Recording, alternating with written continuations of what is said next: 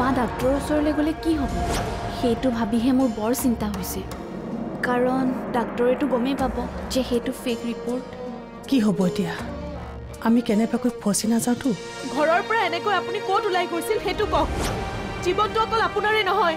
আপোনাৰ লগত মোৰ জীৱনটোও জড়িত হৈ আছে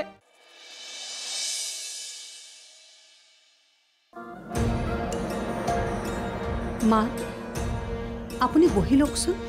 কৃষ্ণ আহিব নহয় গৈছে নহয় তাৰ লগত সাক্ষী সেইকাৰণেতো মোৰ বেছি চিন্তা হৈছে আহিছে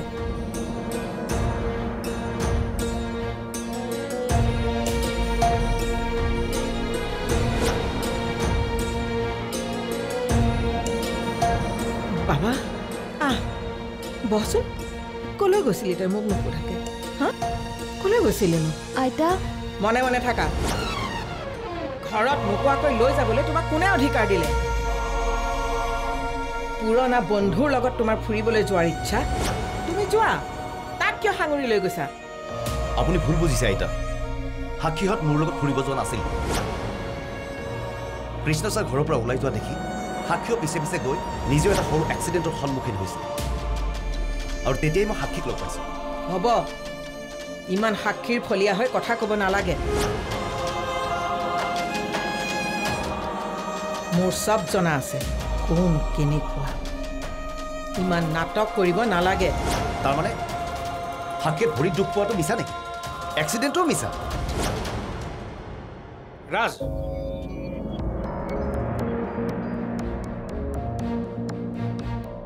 মোৰ মাক এনেকৈ ক'বলৈ তোমাক কোনে অধিকাৰ দিছে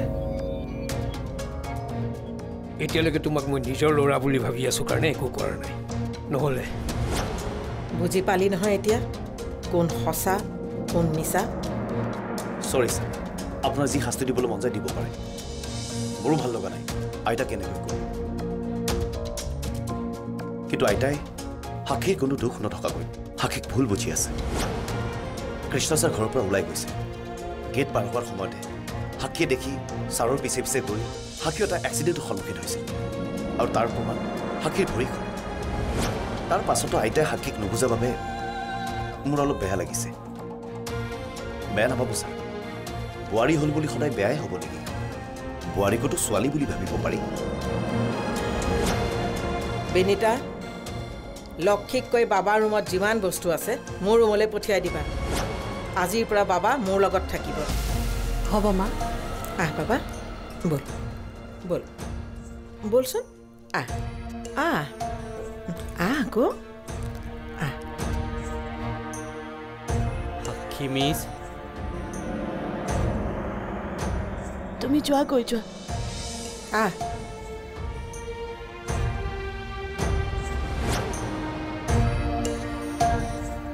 মোক ক্ষমা কৰি দিব ছাৰ মই আহিছোঁ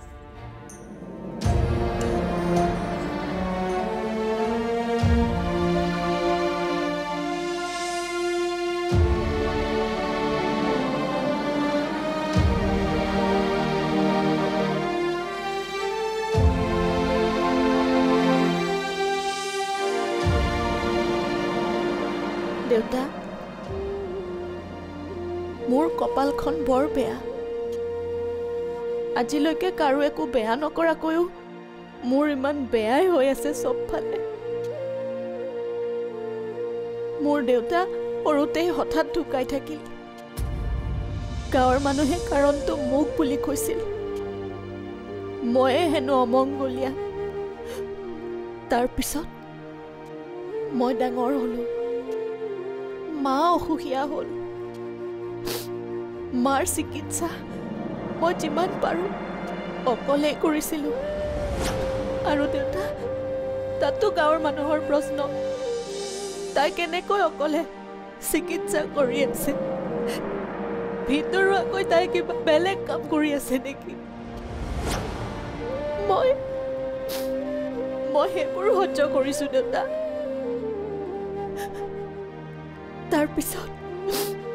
তাৰপিছত মোৰ জীৱনটো সলনি হৈ গ'ল আপোনালোকক লগ পালোঁ আৰু আপুনি মোক এইখন ঘৰৰ বোৱাৰী কৰি আনিলে ভাবিলো মোৰ জীৱনটো সলনি হৈ গ'ল আৰু এদিন হঠাৎ এও নোহোৱা হৈ থাকিল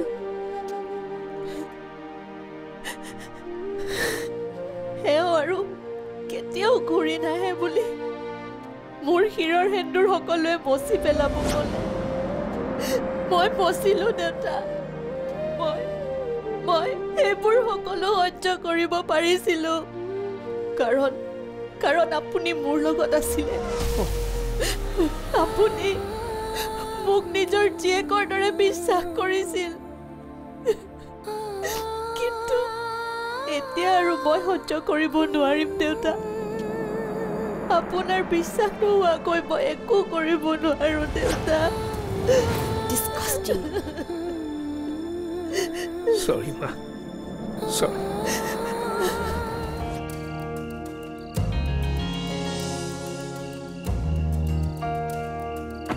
কি হ'ল এনেকৈ বাহিৰত ৰৈ আছা যে ৰিম্পি ক্লাছৰ পৰা আহি পোৱা নাই নেকি ৰিম্পি ভিতৰতে আছে মই আপোনাৰ কাৰণেহে ৰৈ আছোঁ মোৰ কাৰণে আকৌ বাহিৰত কিয় ৰৈ আছে আজি সাক্ষীয়ে ফোন কৰিছে সেইটো কথা ক'বলৈকে বাহিৰত ৰৈ থাকিব লাগেনে ব'লা ভিতৰলৈ যাওঁ কিছুমান কথা বাহিৰত কোৱাই ভাল তুমি কি ক'ব খুজিছা মই ক'ব একো বিচৰা নাই আপোনাক বুজাব বিচাৰিছোঁ আপোনালোকৰ দুইজনৰ জেদৰ কাৰণে যাতে সাক্ষীৰ জীৱনটো ধ্বংস নহয় সেইটো মন কৰিছোঁ দৰকাৰ হ'লে মই মোৰ ছোৱালীক ঘৰলৈ লৈ আহিম সাক্ষীক ঘৰলৈ লৈ অহাটো ডাঙৰ কথা নহয় ডাঙৰ কথা তাই ইয়াত আহি কৃষ্ণক এৰি সুখত থাকিব পাৰিবনে নাই আপোনালোকে নিজৰ জেদৰ কাৰণে কাৰোবাৰ সুখৰ লগত খেলা কৰাটো ভাল কথা জানো আমি সদায় নিজৰ দৃষ্টিভংগীৰে কথাবোৰ ভাবোঁ শুদ্ধ বুলি ভাবোঁ সিদ্ধান্তবোৰ লওঁ কেতিয়াবা আনৰ হৈও সিদ্ধান্ত ল'ব লাগে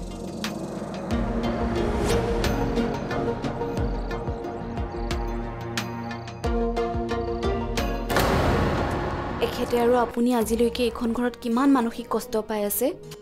মই ভালদৰেই জানো আপোনালোকৰ কষ্ট মই নোহোৱা কৰিম এখেতৰ অধিকাৰ মই দিয়াম খুজিলেই নিদিব মা কাঢ়ি ল'ব লাগিব কৃষ্ণ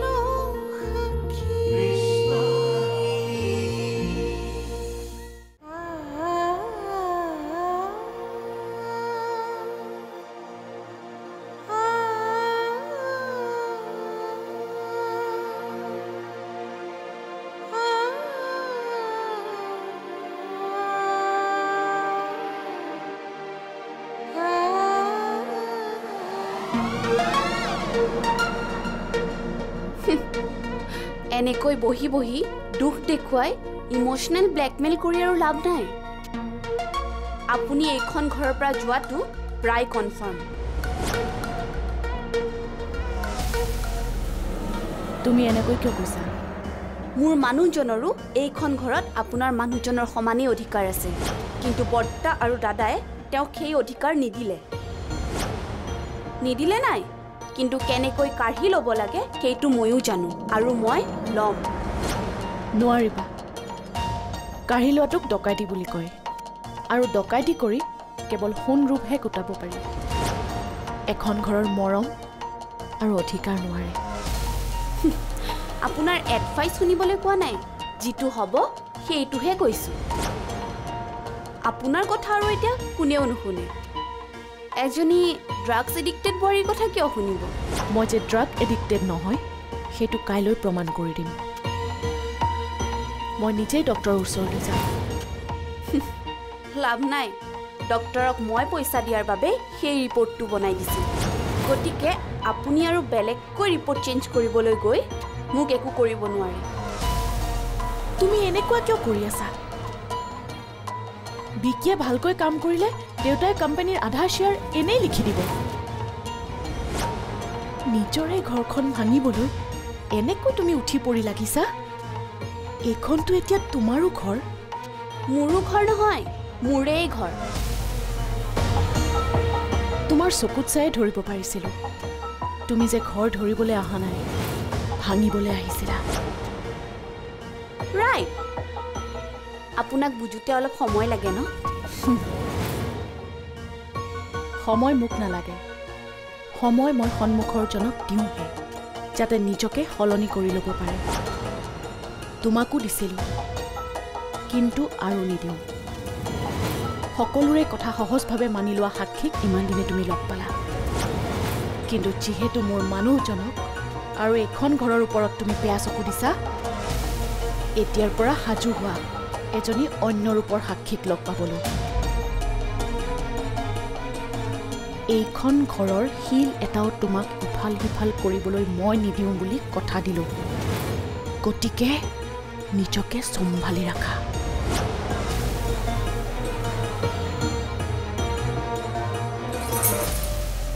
সোধ আকৌ মোকনো কথা সুধিবলৈ তই অনুমতি ল'ব লাগেনে তোৰ যি মন যায় যেতিয়াই মন যায় মোক সুধিবি আপোনালোকৰ ঘৰত যে মানুহগৰাকী আছে তেখেত বেয়া নেকি কোন সাক্ষী নহয় ইমানো বেয়া নহয় কিন্তু তোৰ কাৰণে বেয়া মোৰ কাৰণে বেয়া কেনেকৈ হ'ব তেখেতে দেখোন মই ক'ৰবাত গুচি যাম বুলি মোৰ পিছে পিছে যাওঁতে ৰাস্তাত পৰি গৈ দুখ পাইছে ভৰিৰ পৰা তেজো ওলাইছে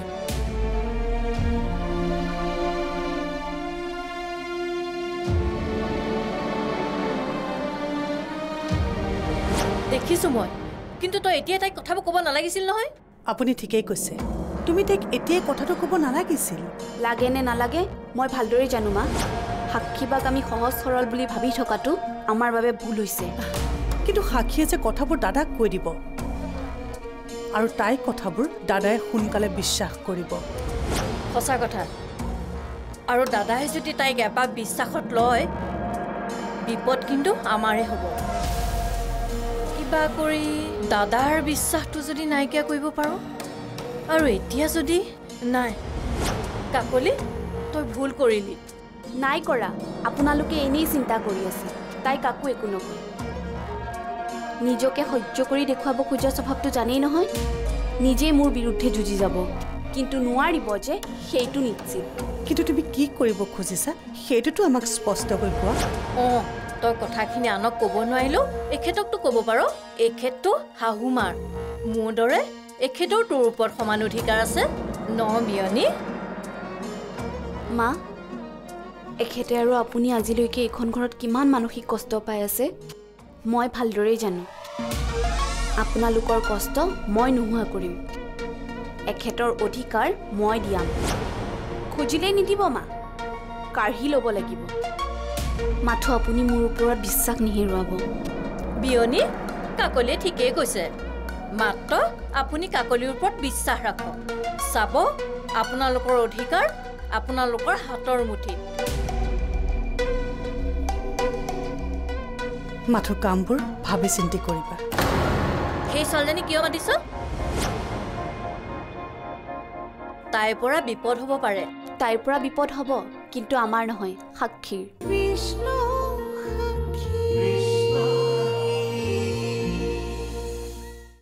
ৰাজ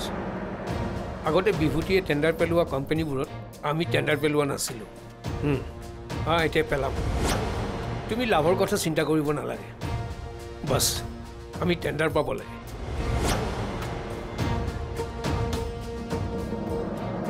মই এতিয়া কাকলিৰ কথাখিনি ক'লে দেউতাৰ বেছি খং উঠিব নেকি ঘৰখনতো হুলস্থুল লাগিব কাইলৈ দিনত কম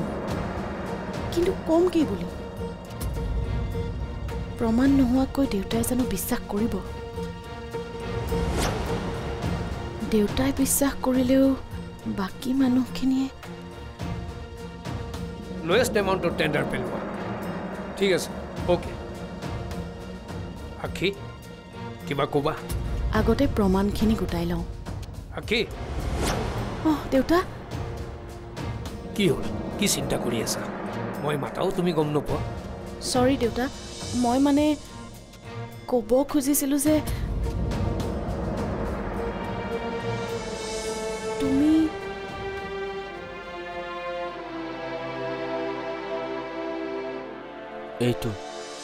এইটো কিয়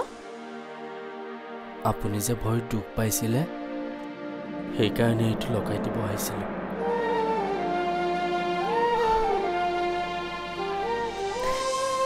নালাগে মই নিজে লগাই লওঁ ঠিক আছে বাবা তুমি অহা নাই যে দাদাই মানে তোমাক খুব বিচাৰি আছিলে একো খাবলৈকো মন কৰা নাই একো অসুবিধা নহয় যদি কাইলৈ পুৱাই গুচি আহা ঘৰৰ সকলোৱে ভাল পাব বেলেগৰ কথা নাভাবিলেও দাদাৰ কথা ভাবিয়ে তুমি আহা ঠিক আছে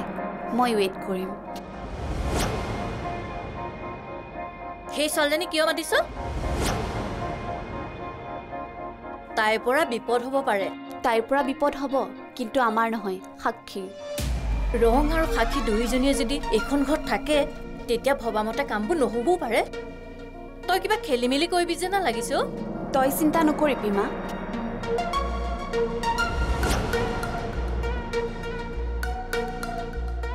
আমি ভবামতে সকলোবোৰ হৈ আছে আগলৈকো হ'ব একো খেলি মেলি নহয় তথাপিতো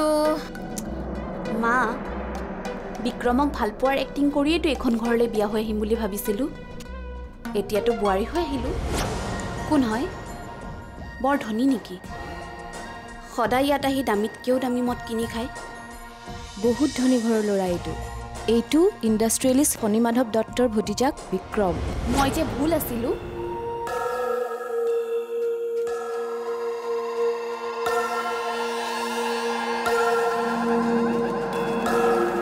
এইখন ঘৰলৈ আহিহে বুজিছোঁ বিক্ৰমৰ এইখন ঘৰত কোনো গুৰুত্ব নাই মা কেৱল খৰচ কৰিবলৈ মাত্ৰ কেইটামান টকাহে পায় তাৰ বাহিৰে সি এটা মস্ত শূন্য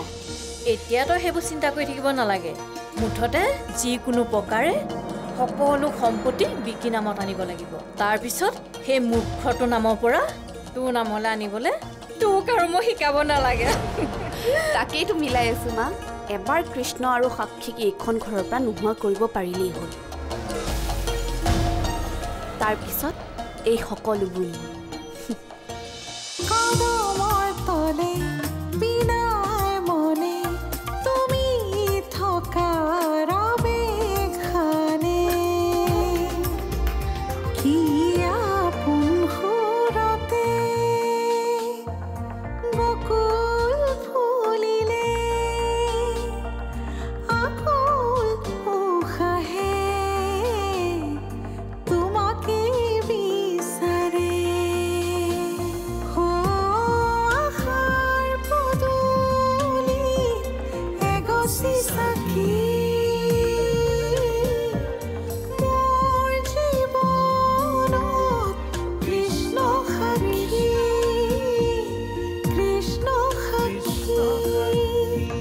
Krishna